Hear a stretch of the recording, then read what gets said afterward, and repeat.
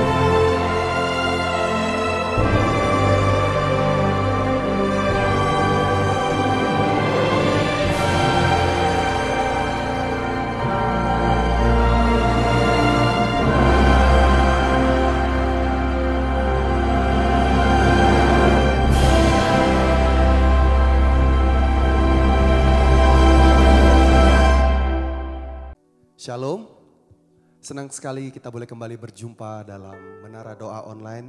Saya percaya semua kita semua dalam keadaan baik, amin. Dan saya percaya apapun saat ini keadaan kita, saya percaya kita berada di tempat yang tepat, kita ada di waktu yang tepat dan kita mencari Tuhan yang sangat-sangat hebat di tempat ini.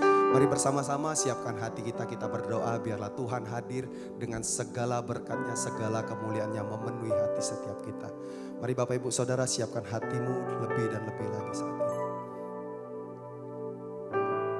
Bapak kami bersyukur ya Tuhan, kalau sampai hari ini kami masih boleh dapat ya Tuhan merasakan hadirat-Mu ya Tuhan. Menikmati kebaikan-Mu ya Tuhan. Dan kami tahu ya Tuhan, saat kami memuji dan menyembah-Mu ya Tuhan, Tuhan Engkau Allah yang ada bersama-sama dengan kami. 2-3 orang berkumpul bersama-sama ya Tuhan, bersatu hati bersepakat. Dan kami percaya ya Tuhan, Engkau hadir di tengah-tengah kami ya Tuhan. Saat ini ya Tuhan, pimpin kami ya Tuhan dengan Roh Kudus-Mu. Bawa kami untuk kami boleh masuk lebih dalam lagi ya Tuhan dalam hadirat-Mu. Menikmati segala kebaikan-Mu ya Tuhan. Dan kami minta ya Tuhan, biarlah ya Tuhan kemuliaan-Mu boleh Engkau nyatakan di tengah-tengah kami. Saat kami memuji dan menyembah-Mu ya Tuhan, curahkanlah ya Tuhan segala hal yang baik di dalam hidup kami lebih dan lebih lagi Bapa. Di dalam nama-Mu ya Tuhan kami siapkan hati kami saat ini. Terima kasih ya Tuhan. Hadirat-Mu Tuhan selalu kami rindukan.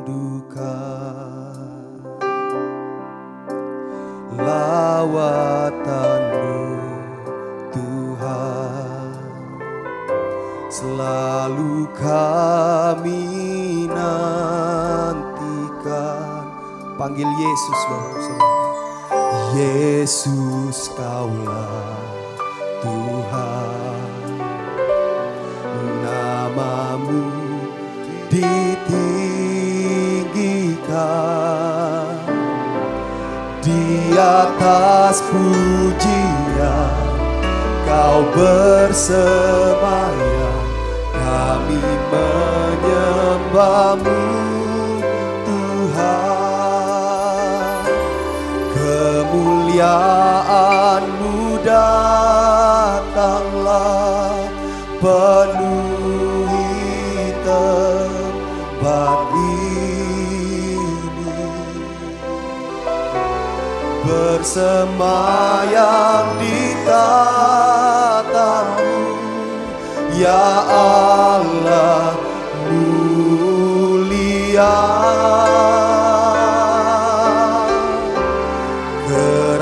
Kerajaan-Mu datanglah di bumi seperti di surga. Lawatlah Tuhan, kami rindukan kemuliaan-Mu datanglah. Hadirat-Mu Tuhan selalu kami rindukan. Lawatan-Mu ya Tuhan, lawatan-Mu Tuhan selalu kami nantikan.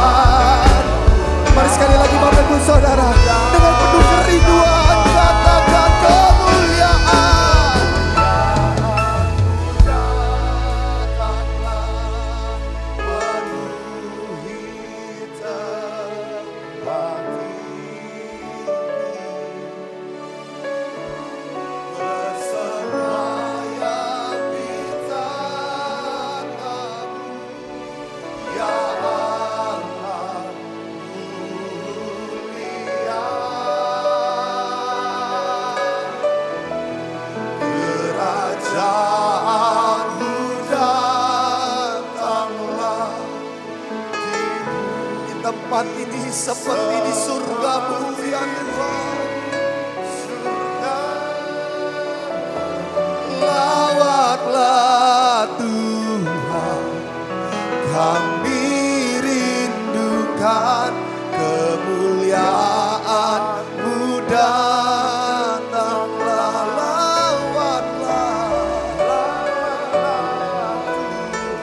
Lawatlah kami Tuhan.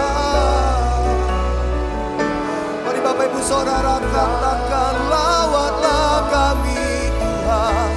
Lawatlah Tuhan, kami rindukan kemuliaan-Mu datanglah.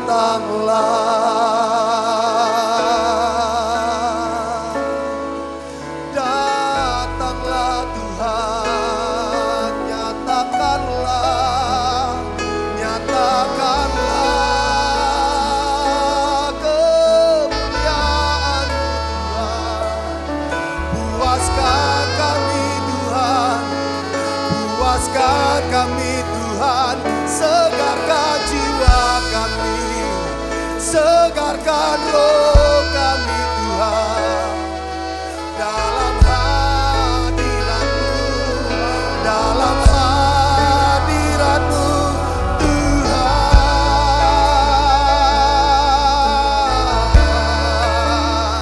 Mari Bapak Ibu Saudara bawa kerinduan-Mu, bawa doa-Mu. Haleluya. Ya Tuhan, segarkan kami dalam hadirat-Mu Yesus. Haleluya. Biarlah bayaran anak-Mu Tuhan.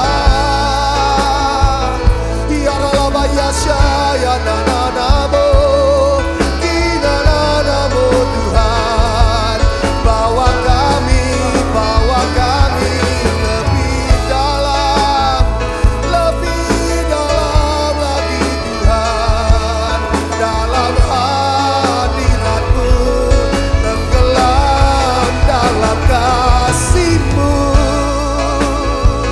Biarlah bayase anak-Mu, biarlah kinana-Mu, biarlah bayase anak-Mu. Haleluya.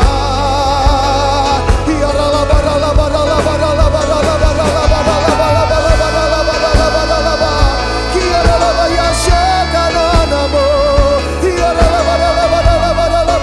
hadir Tuhan penuhi siara bakaya nanamu.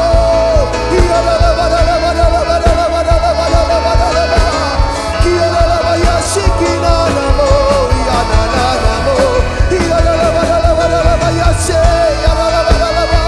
Oh ya nanamu. Kiara nanamu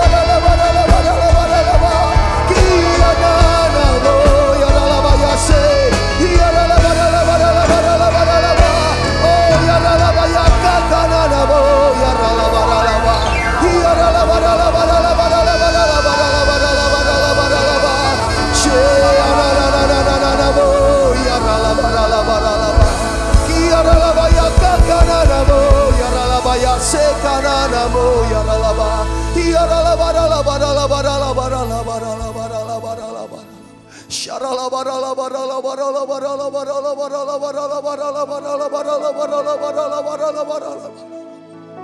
Oh ya ralabaya shakananamo ya ralabaya.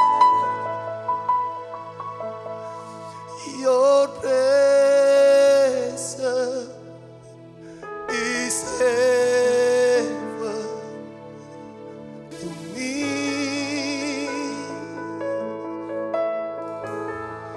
God, your presence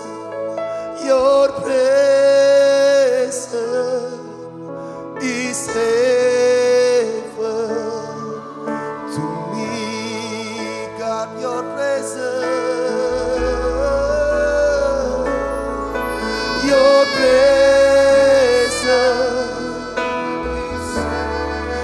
Kehadiran-Mu segalanya bagi kami ya Tuhan. God, your presence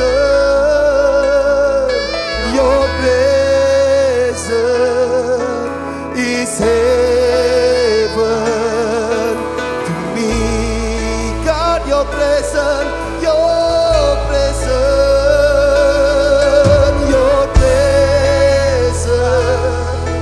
is heaven. God, your presence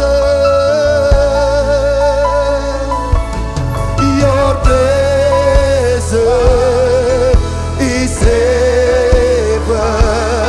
Mari lebih lagi Bapak Ibu Saudara, katakan God, your presence, God, your presence, your presence is heaven to me. God, your presence, God, your presence, your presence is heaven to me. Mari bersama-sama katakan Jesus, oh Jesus, oh Jesus,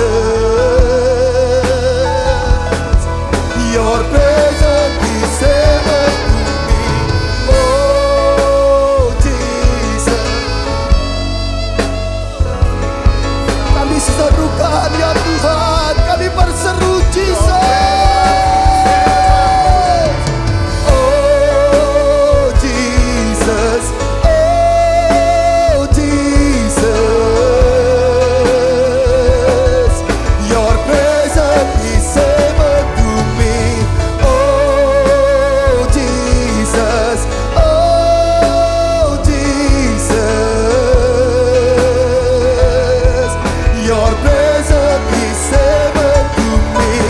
Oh Jesus, oh Jesus,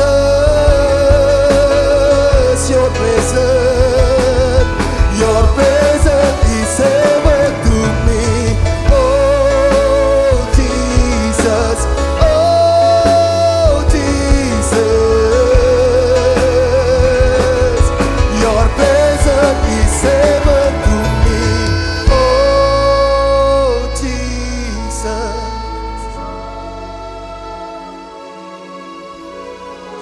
Kami menikmati hadirat-Mu ya Tuhan. Kami mengerti Kau mengasihi kami Tuhan.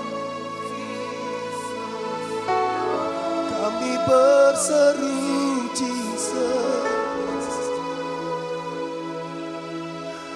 your presence is heaven to me. Oh Jesus,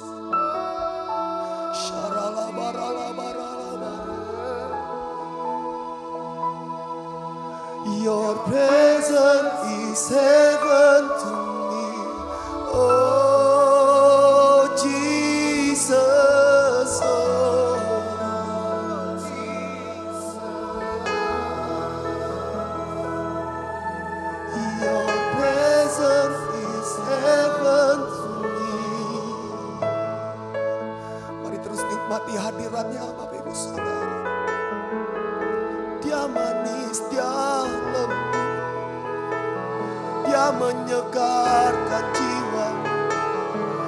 Mari nikmati hadiratnya ya Tuhan Yesus. How wonderful, how beautiful you are. Kau yang terbaik Tuhan. Amin. Hadirat-Mu yang menyegarkan setiap kami saat ini ya Tuhan. Hadirat-Mu yang menguatkan kami Tuhan. Syiaralabayana namo ya lalabalalabalalabayana namo ya lalabalalabalalabalalabalalabalaba. Oh ya ya nana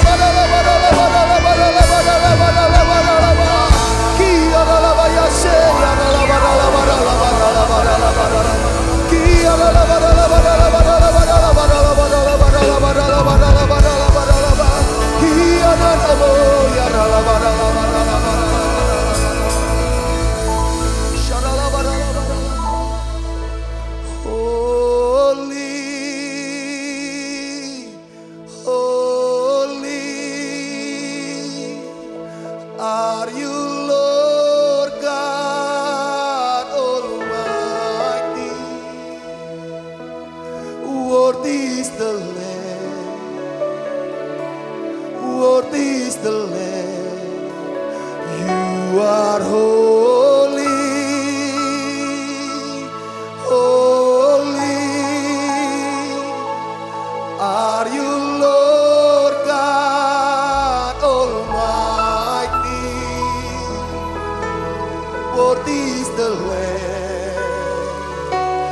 Worthy is the Lamb. You are holy. Yes, you are.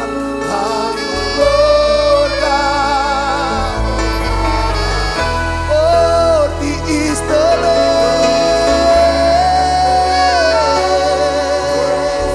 Yes, you are holy, holy. Are you Lord God? Kami sembah Kau di dalam kekudusan-Mu ya Tuhan.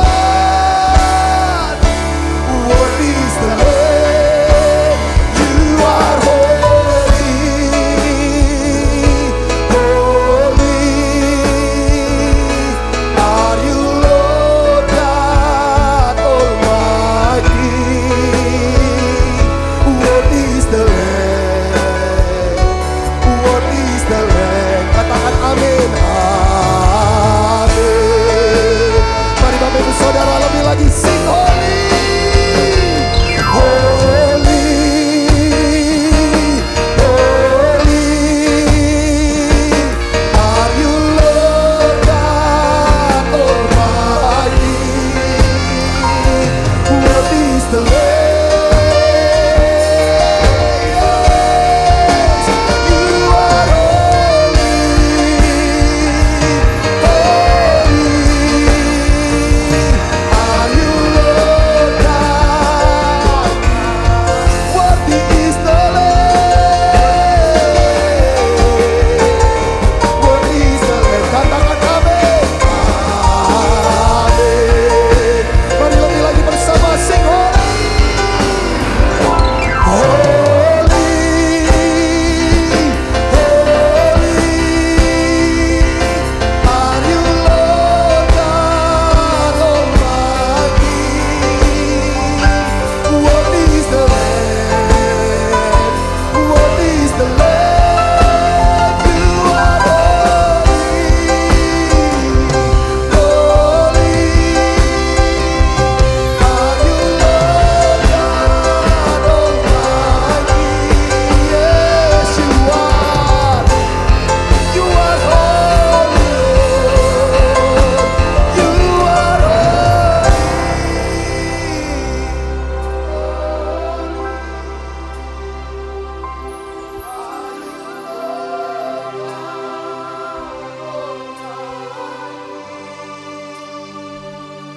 Worthy is the Lamb. Worthy is the Lamb. Sing, you are holy. Yes, you are holy. Are you Lord God Almighty? Worthy is the Lamb.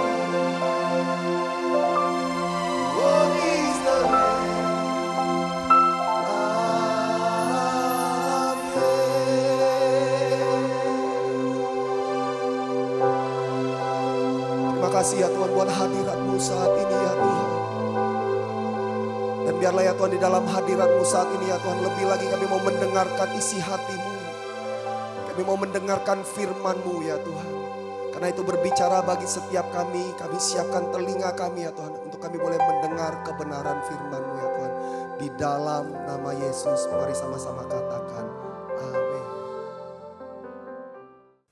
Shalom. Nah, hari ini saya ingin bagikan tentang kisah ya kan seorang Barnabas. Saya bagikan dalam 2 hari saudaraku ya. Kita akan belajar dari kisah seorang yang bernama Barnabas. Ya, Barnabas. Ini seorang yang saya melihat Barnabas ini hidupnya, pelayanannya itu berdampak sangat besar bagi kerajaan Allah. Ya, saya percaya bahwa kontribusi ya saudara daripada pelayanan sumbangsinya, ya kan, dan keahliannya dalam kata kuncinya dari Barnabas ini kita bisa melihat bahwa dia tuh hebat untuk bisa menemukan seseorang, lalu melatih, memuridkan, lalu mengembangkan daripada orang-orang itu, saudaraku. Dan kita tahu ya saudara, di Alkitab ini nggak ada yang tidak akan pernah ada nama Rasul Paulus. Tidak akan pernah ada yang namanya Injil Markus, surat-surat Paulus tanpa daripada peran siapa? Barnabas. Ini orang luar biasa. Ini orang yang luar biasa, saudara Yesus ya. Dia tinggalkan warisan yang luar biasa. Sekalipun kehidupannya kurang dibahas kayaknya, ya, dan dipelajari oleh para pakar Alkitab, teolog, bahkan pengkhotbah. Nah, hari ini kita akan belajar saudara dalam satu hari ini dan besok, saudaraku saya bagi dua, ya akan belajar tentang ada beberapa karakter Barnabas yang kita perlu. Kita juga mau dong hidupnya berdampak. Saudara mau hidupnya berdampak? Saya percaya upah Barnabas di hadapan Tuhan, yang saudaraku ya kan, tidak lebih kecil daripada Paulus. Saudara yang menulis banyak surat, ya kan, tidak lebih kecil daripada Markus yang menulis Injil, saudaraku. Karena tanpa peran dia, ya kan, tidak akan pernah ada ini. Saya rindu saudara setiap kita. Saudara harus tanamkan di hati, aku gak mau hidup biasa-biasa aja. Aku ingin, ya kan, punya dampak buat kerajaan Allah. Melihat orang-orang, banyak orang bisa dilayani. Yang mengerti katakan amin. Banyak orang hidupnya diubahkan dan percaya lewat pelayanan kita. Saudara mau? Mari kita belajar dari Barnabas. Ada dua karakter yang kita akan pelajari hari ini saudara. Dan besok kita belajar dua karakter lagi. Yang pertama adalah karakter apa yang kita pelajari dari Barnabas. Saudaraku, hal pertama yang kita pelajari ketika Barnabas muncul di Kisah Para Rasul pasal 4. Saudara, yaitu apa? Saudara, Barnabas baru saja menjual sebidang tanah dan menyumbangkan uangnya untuk membantu orang miskin. Yang pertama adalah saudara yang kita kenal Barnabas, ini yang kita belajar. Barnabas seorang yang apa? Murah hati dalam hal apa? Keuangan. Saya ingin beritahu saudaraku, murah hati dalam hal keuangan. Mari kita lihat dan kita baca sama-sama Kisah pasal 4 ayat 36 sampai 37. Kita baca sama-sama yuk. 1, 2, 3. Demikian pula dengan Yusuf yang oleh rasul-rasul disebut Barnabas. Artinya anak penghiburan. Seorang Lewi dari Siprus. Ia menjual ladang miliknya lalu membawa uangnya itu dan meletakkannya di depan kaki rasul-rasul. Saudara lihat ini sebenarnya dia namanya Yusuf. Cuma oleh rasul-rasul disebut dia pakai panggilannya Barnabas. Yang disebut anak penghiburan. Kita melihat di sini saudaraku ya. Kemurahan hati daripada Barnabas dengan memberikan uang hasil menjual ladangnya. Ya kan? Ladang miliknya. Ya kan, lalu untuk pelayanan rasul-rasul membantu orang-orang lain. Itu rupanya istilah zaman sekarang ini viral. Saudara, viral. Saya melihatnya di dalam Kisah Para Rasul pasal yang keempat. Saudara, ini kan bagian yang terakhir. Lalu masuk kepada Kisah Rasul pasal yang kelima. Saudaraku, dia memberi dengan murah hati. Ada orang, jadi ada motif-motif yang kita bisa belajar ya. Kalau Barnabas, dia memberi karena memang dia tuh murah hati. Tapi ada orang yang memberi saudaraku, bukan karena kemurahan hati. Saudaraku, siapa namanya? Kalau kita lihat saudara, ya kan? Kalau Kisah Para Rasul pasal 4 kan berakhir di dalam ayat 37 yang tadi kita baca. Ia menjual ladang miliknya, lalu membawa uang itu dan meletakkannya di depan kaki rasul-rasul. Lalu masuk ke pasal 5. Pasal 5 kisah siapa saudara, tahu gak? Ananias, Safira. Dia juga ada, terus dia bilang ada seorang lain yang bernama Ananias. Ia beserta istrinya Safira menjual sebidang tanah. Kok bisa sama? Jadi di sini tuh firman tuh ngacain kita nih gini nih. Ada banyak orang bisa memberi, bisa seperti berbuat baik, bisa membantu orang, bisa mendukung pelayanan, atau bisa pergi melayani. Tapi saudara, saya ingin, saudara yang Yesus, saya ingin beritahu kepada saudara, saya ingin jelas saudara, apa kita mau menjadi seperti Barnabas yang melahirkan rasul besar yang namanya Paulus dan melahirkan seorang penulis Injil yang bernama Yohanes Markus? Ataukah kita menjadi seorang Anania Safira, dia jual tanah, saudaraku, lalu uangnya juga dikasih ke Petrus. Tapi Petrus bilang, kau ini bohong, kau ini penipu. Tanah-tanah kamu, uang-uang kamu, kenapa kamu menipu? Dengan bilang, aku jual 1 miliar. Padahal, ya kan, ini uang 1 miliar aku kasih. Padahal hasil penjualannya mungkin saja 1,5 miliar. Petrus bilang, uang kamu mau 1 miliar, mau 1,5 miliar, itu semua uang kamu. Gak usah ngomong kayak gitu. Tujuan kenapa? Motif kamu jual tanah. Ya kan, Anania Safira selama ini di gereja itu dikenal. Saudaraku, ya kan, dikenal. Mungkin dikagumi. Para rasul, para pemimpin begitu ini sama dia. Dia bisa dekat. Tapi sekarang muncul orang baru, anak baru. Bisa memberi. Dia gak mau kalah pamor. Ini dari dulu saudara. Penyakit ini sudah ada. Gereja zaman sekarang ada banyak orang takut kalah pamor. Siapa dong yang paling berjasa? Siapa yang paling senior? Ini hati-hati kita mau belajar. Saudara mengerti maksud saya di sini, katakan amin. Jadi karakter dan kemurahan hati Barnabas merupakan ciri utama yang ditemukan di antara orang-orang yang hebat dalam menemukan, memuridkan, melatih, dan memberdayakan orang lain. Inilah pemimpin yang sejati. Pemimpin sejati adalah orang yang bisa menemukan orang. Yuk ikut aku. Orang mau ikut kita. Saudaraku, karena kita dikenal sebagai orang yang apa? Murah hati. Orang tidak mau kerja untuk orang yang egois dan kikir. Setuju saudara, katakan amin. Susah, jangan kamu kerja. Jadi pembantu rumah tangga kita juga. Kalau kita kikir dan egois, itu keluar masuk saudaraku. Tapi kalau saudara menjadi orang yang murah hati, saudaraku bisa memberi, membayar, ya kan, gaji dengan lebih baik, makan. Mereka bilang kalau bisa bos, ya kan, aku numpang hidup seumur hidupnya adalah. Saya bisa beri, katakan amin. Nah di sini kan. Nah saya ingin beritahu, ini karakter yang kita belajar dari Barnabas. Saudara, ini yang membuat pelayanannya tuh saudara itu berkembang. Saya mau bahas juga kenapa kok sikap murah hati dalam hal keuangan ya, itu penting. Saya mau ngomong saudaraku, ini hal keuangan. Coba saudara pernah gak ngasih uang ke orang yang gak pernah berbuat baik sama saudara, gak ada kaitannya, karena dia butuh, saudara kasih. Itu harus dilatih. Saudara bayar uang parkir kan kalau di Palembang tuh 2.000. Ketika saudara lihat dia di Tuhan Gerakan, dia butuh dalam kebutuhan. Apa saudara pernah beri lebih dari 2.000? Saya mau katakan, ketika saudara ketemu siapapun, saudara ada gerakan, berikan. Ini latihan saudaraku. Kalau kita melatih, artinya apa saudara? Saya ingin beritahu kenapa kita harus murah hati dalam hal keuangan. Saya kasih penjelasan satu begini. Orang pelit cenderung menjadi orang yang merasa terancam.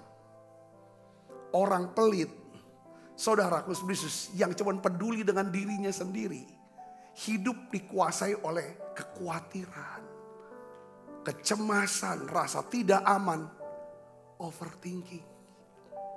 Orang pelit berusaha melindungi dirinya dengan menimbun harta sebanyak-banyaknya. Nah hari ini saya ingin ajak kita belajar tentang Barnabas, yaitu apa? Yang saudara lihat di sini. Kalau kita mau mengukur seberapa besar kita kenal, kita memahami, kita mengerti kasih karunia Tuhan Yesus. Seberapa banyak kita hidup dalam kasih karunia. Kalau kita mau ukur itu, cara lihatnya gimana? Lihat pemberian kita. Yang ngerti katakan amin. Makanya Alkitab katakan dalam 2 Korintus 9 ayat 7 dan 8 katakan begini. Hendaklah masing-masing memberikan menurut kerelaan hatinya. Jangan dengan sedih hati atau karena paksaan. Sebab Allah mengasihi orang yang memberi dengan sukacita.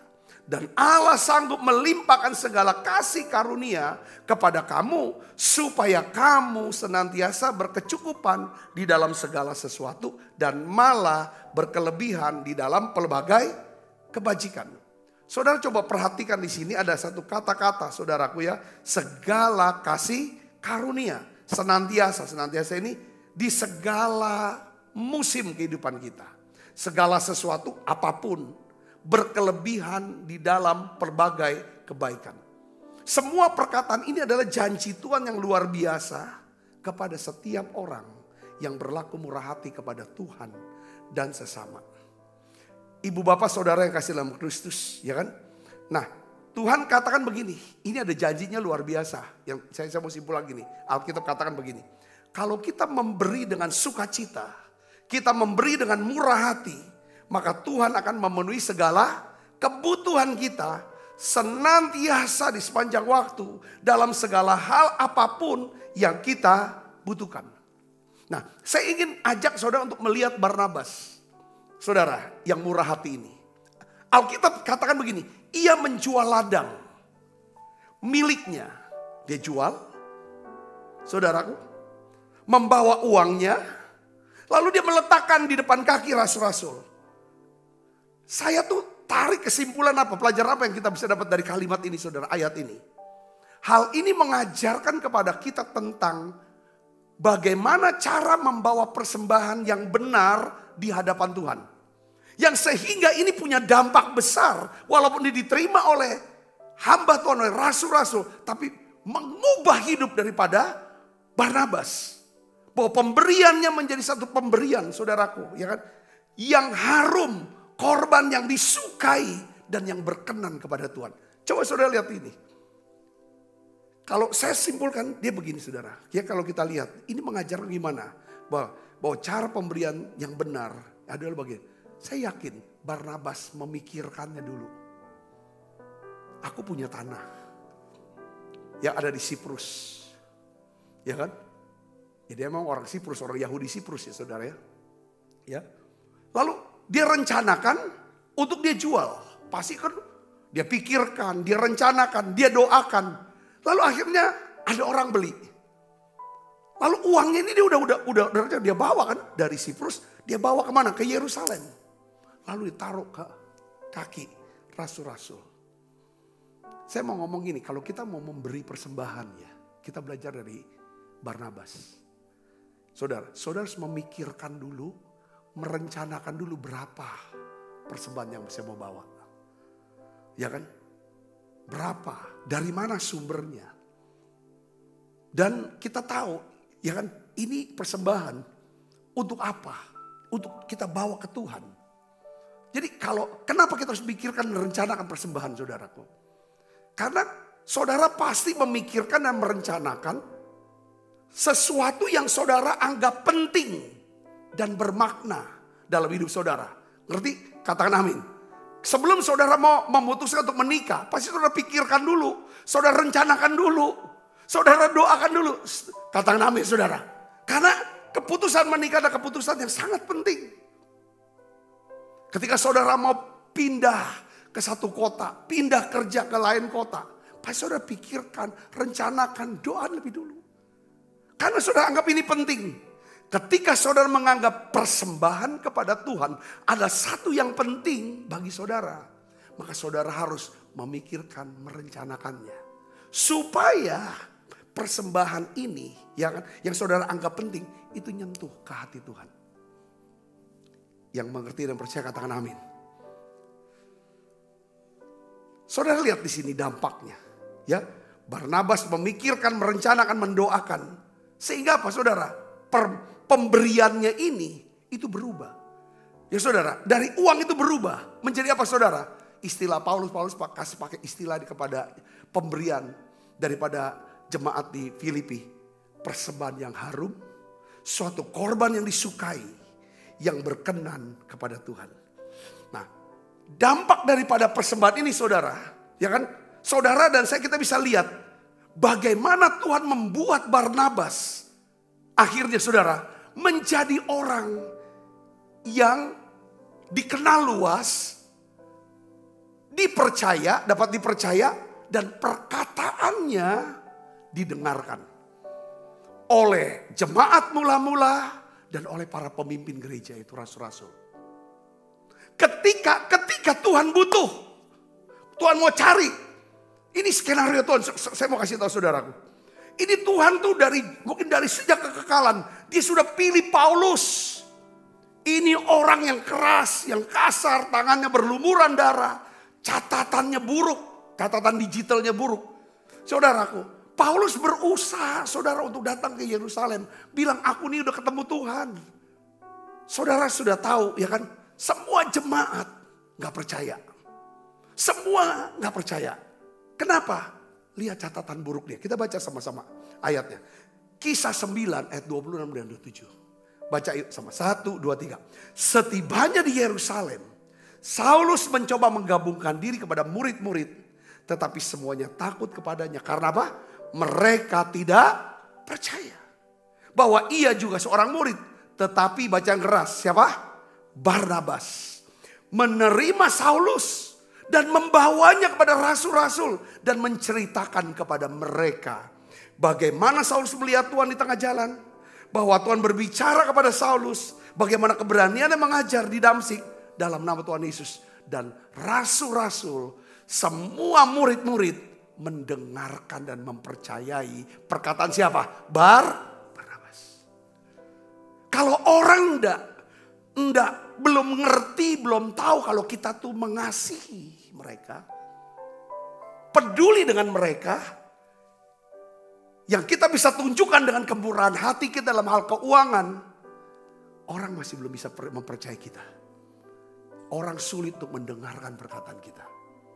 Saya bilang gini, katakan amin. Ini saudara, karakter ini itu penting. Untuk apa saudara? Menghubungkan Paulus kepada pemimpin gereja di Yerusalem. Dan Alkitab katakan saudara di ayat selanjutnya ayat 28. Bukti bahwa akhirnya oleh karena perkataan Barnabas yang didengarkan oleh para rasul tentang Saulus, Saulus bisa tinggal di Yerusalem. Alkitab katakan apa? Ayat 28. Dan Saulus tetap bersama-sama dengan mereka, para murid dan rasul-rasul di Yerusalem. Dan dengan keberanian mengajar nama Tuhan. Keren gak saudara? Kadang-kadang kita gak sadar kemurahan hati kita. Itu Tuhan bisa pakai untuk meluaskan kerajaannya. Yang mengerti katakan amin. Mungkin ada orang-orang bilang, ya kan, ketika saudara bermurah hati nggak gampang juga. Pasti orang pada ngomong, dia tuh dipilih, dia tuh diangkat, dia tuh diinikan. Ya karena dia sering ngasih duit sih. Saya nggak dipilih karena saya jarang ngasih duit. Ya makanya ngasih dong. Bukan lihat jumlahnya. Bukan besar kecilnya. Kemurahan hati harus ditunjukkan dalam bentuk Yang ngerti katakan amin. Selain daripada itu saudara lihat. Ini pelayanan sangat penting. Kalau Paulus tidak bisa ketemu Rasul Petrus, Yakobus, pemimpin gereja di Yerusalem. Selesai dia. Saudara. Jembatannya siapa namanya? Barnabas. Kenapa kok Barnabas mau didengar omongannya? Karena dia pernah menunjukkan bahwa dia sudah tahu, dia kenal kasih karunia Tuhan pada dia. Dan dia hidup dalam kasih karunia. Lalu dia bawa persembahan itu sebagai ungkapan, aku hidup dalam kasih karunia Tuhan. Saudara belajar gak dari sini? Katakan amin. Ini pelajaran. Yang berikutnya apa? Enggak cuma sekedar untuk menghubungkan seorang, tapi Tuhan meluaskan ya jaringan pelayanan Barnabas. Bukan cuma di kota Yerusalem. Alkitab katakan jemaat Yerusalem pemimpin-pemimpin Yerusalem mengutus daripada Barnabas. Kemana? Ke kota Antiokhia, kota lain. Saudaraku. Dari situ boleh, saudaraku, ya kan, kota lain. Karena para pemimpin gereja pada waktu itu mendengar setelah penganiayaan daripada Saulus ini, saudara, jemaat yang dari Yerusalem pindah ke Yudea, ke Samaria, terus sampai ke Antiokhia. Dan terjadi banyak orang diselamatkan. Dan Tuhan percayakan Barnabas untuk pergi ke sana. Dan apa saudara? Di Antiokhia Alkitab katakan Barnabas membawa sejumlah besar orang menjadi percaya kepada siapa? Kepada Tuhan. Katakan amin. Saya jadi ingat saudaraku Kristus ya. Ya kan? Ini paling penting saudaraku. Ya. Kalau kita nggak setia kepada mamon yang tidak jujur, maksudnya Alkitab, kalau kita nggak setia pada perkara kecil, Tuhan nggak akan pernah bisa kasih perkara yang besar. Ini ayatnya, coba kita baca yuk sama-sama yuk. Lukas 16 ayat 11, kita baca sama-sama. 1, 2, 3. Barang siapa setia dalam perkara-perkara kecil, ia setia juga dalam perkara-perkara besar. Dan barang siapa tidak benar dalam perkara-perkara kecil, ia juga tidak benar dalam perkara-perkara besar. Ayat 11. Jadi jikalau kamu tidak setia dalam hal apa? Mamon yang tidak jujur, siapakah yang akan mempercayakan kepadamu harta yang sesuai? Perkara kecil itu adalah di mata Tuhan apa? Bagaimana kita melihat duit. Bagaimana kita bisa murah hati dalam hal uang. Jadi gini saudaraku ya. Sebelum kita belajar murah hati dengan memberikan waktu kita, uang kita, tenaga kita. Dan memberikan kesempatan-kesempatan kepada orang-orang sekitar kita untuk bisa bangkit, untuk bisa maju. Bahkan lebih besar dari kita. Kecil kemungkinan Tuhan memberikan dan mempercayakan kita harta yang sesungguhnya yang namanya jiwa-jiwa. Kalau kita gak setia sama uang, kita gak bisa berlaku murah hati dalam hal uang, kita akan sulit untuk menangkan jiwa. Sebagai orang Kristen harusnya, saudara, kita harus bisa berbuah. Buahnya adalah apa? Jiwa-jiwa yang dibawa ke Tuhan. Katakan amin. Saya ingin ajak saudara untuk melihat paradigma ini. Jadi Kristen bukan kita, wah aku diberkati loh dengan uang. Aku bisa ke sini, ke situ, punya ini, punya itu. Kenal si ini, kenal si itu. Puji Tuhan.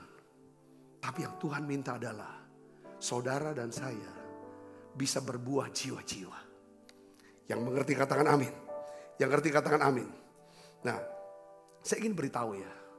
Satu hal lagi kita belajar nih hari ini tentang Barnabas. Dia kekikiran. Kekikiran di hati kita. Ya kan? Kalau kita biarkan, ini akan menyabotase pengembangan daripada diri dan hidup kita. Kita akan terus kecil. Hitungan waktu, hitungan tenaga, hitungan duit. Kesempatan, pokoknya aku yang harus dapat kesempatan. Orang lain enggak. Kalau hal seperti itu kita gak akan jadi besar. Tuhan gak akan bisa percayakan kita. Ya kan saudara, sebagai jembatan yang akan mempertemukan kita. Mempertemukan orang-orang untuk bisa jadi orang yang besar.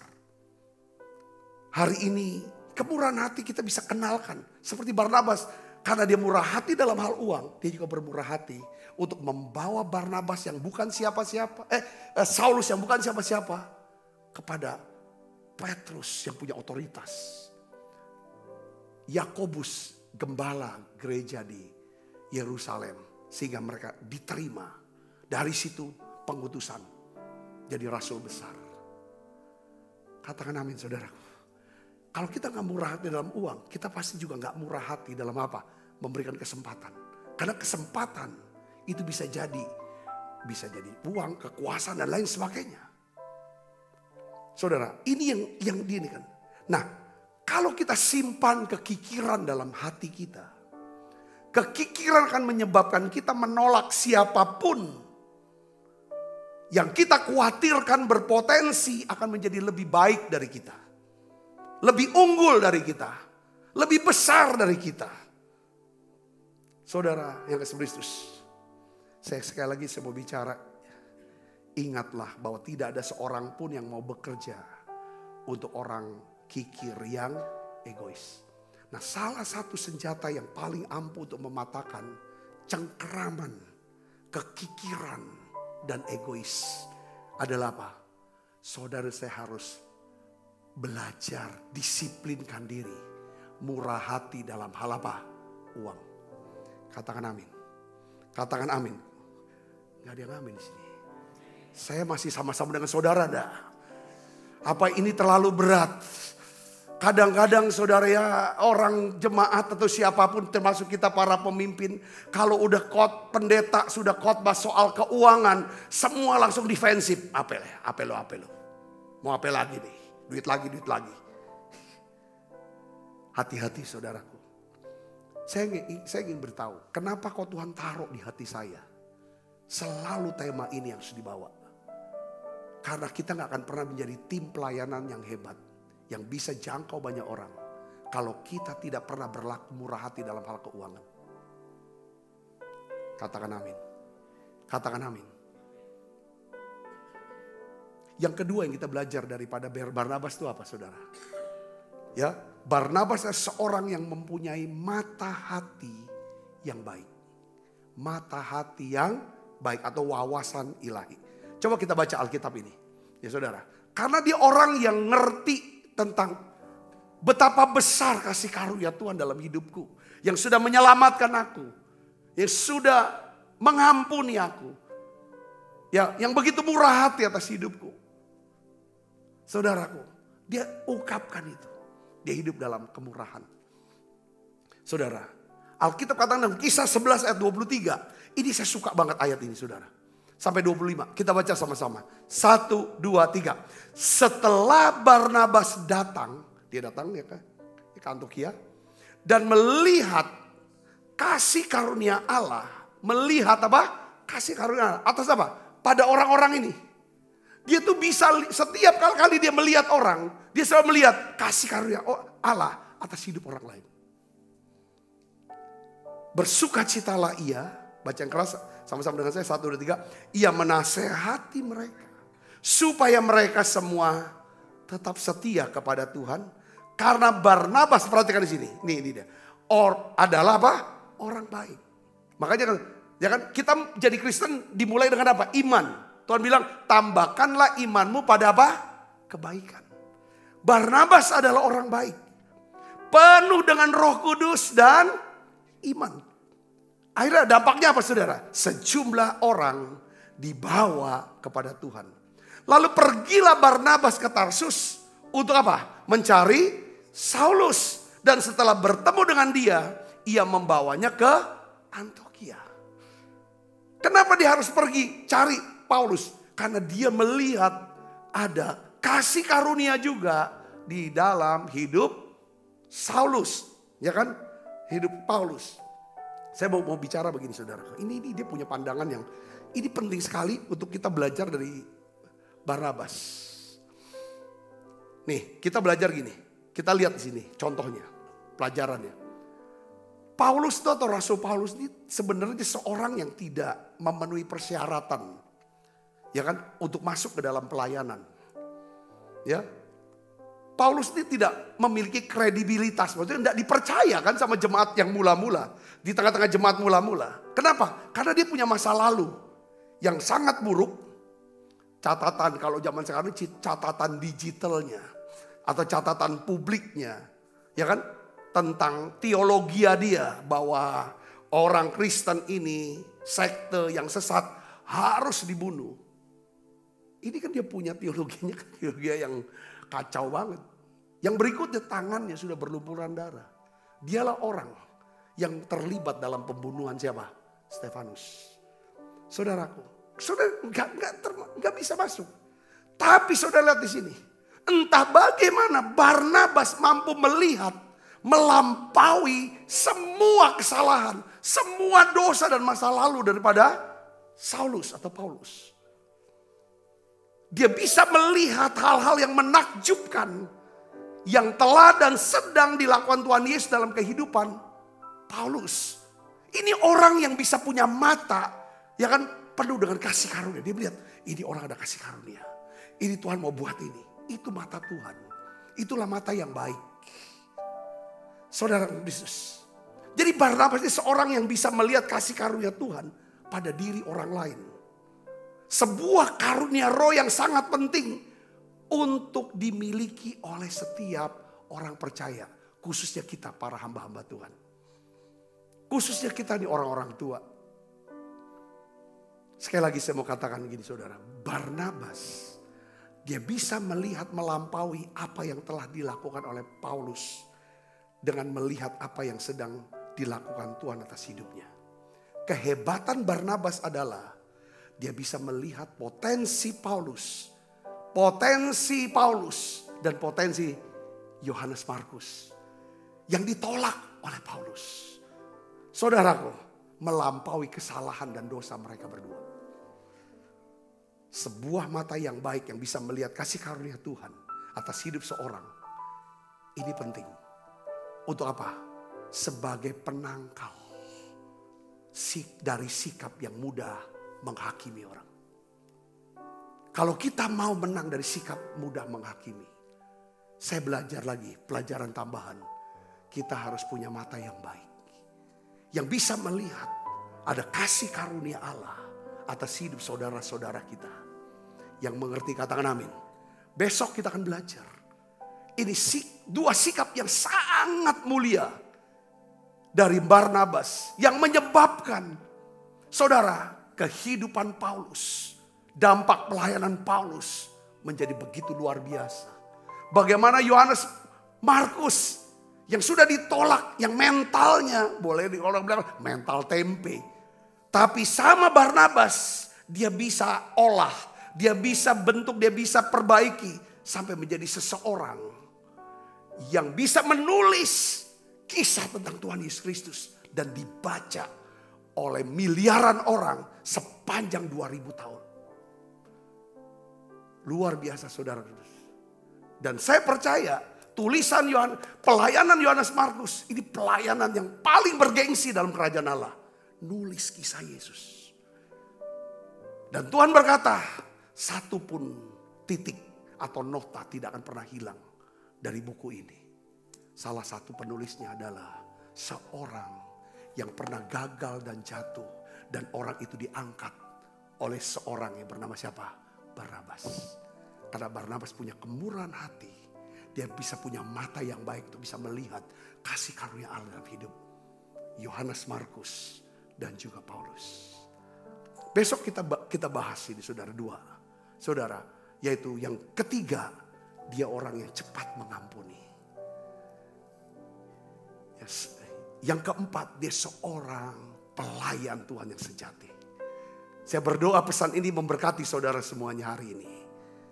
Tuhan Yesus memberkati. Yuk kita bangkit berdiri.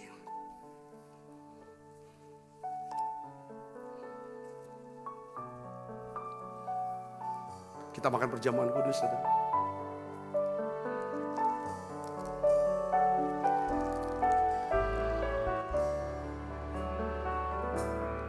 Inilah yang ku punya, hati sebagai hamba yang mau taat dan setia padamu Bapa. Kemanapun ku bawa, hati yang menyembah dalam roh dan kebenaran sampai selamanya. Siapkan hati kita untuk makan perjamuan kudus saudaraku. Bapa, kami sudah belajar tentang Barnabas. Anak penghiburan. Son of encouragement. Biarlah ya Tuhan kami menjadi orang anak-anak penghiburan. Yang bisa menghibur. Memberikan kekuatan penghiburan. Yang bisa menghubungkan orang-orang. Ya Tuhan, dengan golden connection. Ya Tuhan, yang bisa memberikan panggung yang lebih besar. Memberikan kesempatan yang lebih besar kepada orang-orang sekitar kami. Untuk bisa dipakai oleh Tuhan. Punya dampak besar dalam kerajaan-Mu ya Tuhan. Oleh karena itu berikan kami ya Tuhan. Kemurahan hati dalam hal uang. Dalam hal waktu. tenaga, dan kesempatan-kesempatan untuk mereka.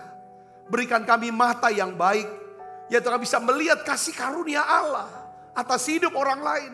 Bukan melihat kejelekan orang, bukan melihat kesalahan orang saja, masa lalu orang. Tapi kami bisa melihat apa yang sedang Tuhan kerjakan dalam hidup seseorang. Dan apa yang akan Tuhan mau kerjakan atas hidup seorang di masa depan. Bapa, aku berdoa dalam nama Yesus. Ampuni kami Tuhan. Kalau kami suka menghakimi, Tuhan, hari ini kami minta, berikan kami mata yang bisa melihat kasih karunia Allah dalam hidup orang lain. Terima kasih, seperti matamu, Engkau melihat kami dengan penuh kasih karunia. Sekalipun kami suka gagal, sering jatuh. Ya Tuhan, sering melakukan kesalahan dan dosa. Tapi Engkau bisa melihat potensi dalam diri kami. Kau tetap mau pakai kami. Kau tetap mau membentuk kami Tuhan. Beri kami kesempatan lagi Tuhan. Tuhan, terima kasih. Terima kasih seperti Barnabas. Memberikan kesempatan yang kedua untuk Paulus. Di saat orang-orang menolak Paulus, tidak mempercaya Paulus. Dia berikan kesempatan kedua. Dia yang menjamin, dia pasang badan buat Paulus. Ini orang, aku percaya dia kenal Tuhan, dia ketemu Tuhan. Biarlah kami menjadi orang-orang ya Tuhan, yang berikan kesempatan kedua pada orang-orang yang gagal, yang pernah punya masa lalu yang buruk. Dia berikan kesempatan kedua kepada Yohanes Markus. Ya Tuhan, hari ini Bapak, aku berdoa, ampuni kami, kekerasan kami ya Tuhan. Ampuni, beri kami hati yang lembut, kasih, belas kasihan. Tuhan, biarlah Engkau berikan api doa buat kami, api penginjilan buat kami, kerendahan hati buat kami ya Tuhan. Tuhan, aku berdoa dalam nama Yesus. Tuhan, terus bentuk kami ya Bapa. Makasih, di perjamuan kudus ini aku doa, aku minta Bapa, tolong kami Tuhan, pakai kami. Kami mau ada ya Tuhan di hati-Mu. Kami mau selalu ada di hati-Mu Tuhan. Kami tidak mau jauh dari-Mu Tuhan. Tolong kami. Aku percaya Engkau melihat kami dengan mata kasih karunia. Bukan mata penghakiman. Karena Engkau datang bukan untuk menghakimi kami. Tapi untuk menyelamatkan kami ya Tuhan. Makasih Yesus, makasih. Makasih Tuhan. Sebab apa yang telah kuteruskan kepadamu telah kuterima dari Tuhan. Yaitu bahwa Tuhan Yesus pada malam waktu istirahat mengambil roti. Dan sudah itu ia mengucap syukur atasnya. Ia memecah-mecahkannya dan berkata, inilah tubuhku yang diserahkan bagi kamu. Perbuatlah ini menjadi peringatan anak-anakku, saudaraku. Bukankah roti tangan kita ada persoalan kita dengan tubuh Kristus? Mari kita makan dalam nama Yesus.